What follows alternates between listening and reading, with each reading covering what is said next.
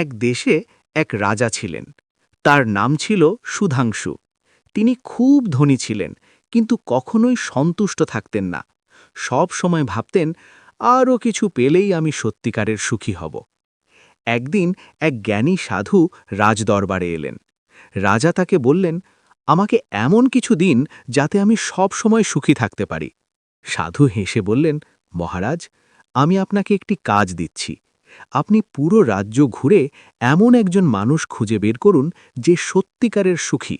তারপর তার পরা জামাটা নিয়ে এসে পড়ুন, তাহলেই আপনি সুখী হবেন। রাজা খুব উৎসাহ নিয়ে বের হলেন।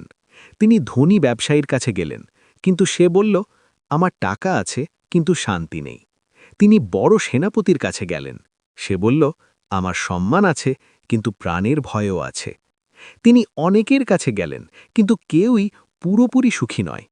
শেষে তিনি এক গরিব কৃষকের কাছে পৌঁছালেন। কৃষক গান গাইছিল, হাসছিল, খুব খুশি মনে কাজ করছিল। রাজা জিজ্ঞেস করলেন, তুমি কি সুখী? কৃষক হাসতে হাসতে বলল, হ্যাঁ মহারাজ, আমি খুব সুখী। রাজা আনন্দে বললেন, তাহলে তোমার জামাটা আমাকে দাও। কৃষক হেসে বলল, মহারাজ, আমার তো কোনো জামাই নেই।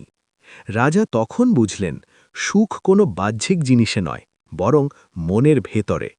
তিনি রাজপ্রাসাদে ফিরে এসে নিজের জীবনকে সহজ করলেন এবং যা আছে তাতেই সন্তুষ্ট থাকতে শিখলেন। এই গল্প থেকে আমরা এই শিক্ষা পেলাম যে সত্যিকারের সুখ টাকা বা সম্পদে নয়, সন্তুষ্টির মধ্যে লুকিয়ে থাকে।